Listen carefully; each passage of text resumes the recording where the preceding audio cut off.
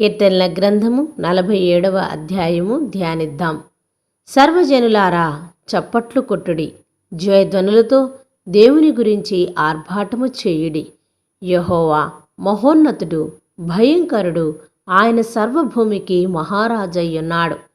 ఆయన జనములను మనకు లోపరుచును, మన పాదముల క్రింద ప్రజలను అణగద్రొక్కును. తాను ప్రేమించిన యాకోబునకు మహాశయస్పదముగాను మన స్వాస్థ్యమును ఆయన మన కొరకు ఏర్పాటు చేసి ఉన్నాడు. దేవుడు ఆర్భాటముతో ఆరోహణమాయెను, బూరధ్వనితో యెహోవా ఆరోహణమాయెను. దేవుని కీర్తించుడి, కీర్తించుడి, మన రాజును కీర్తించుడి, కీర్తించుడి. దేవుడు సర్వభూమికి రాజయ్యున్నాడు. రమ్యముగా కీర్తనలు పాడుడి. దేవుడు అన్యజనులకు రాజయ్యున్నాడు. దేవుడు తన పరిశుద్ధ సింహాసనం మీద ఆసీనుడయ్యున్నాడు.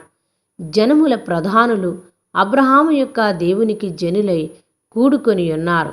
భూనివాసులు ధరించుకుని కేడెము దేవునివి, ఆయన మహోన్నతుడాయను. ఆమెన్.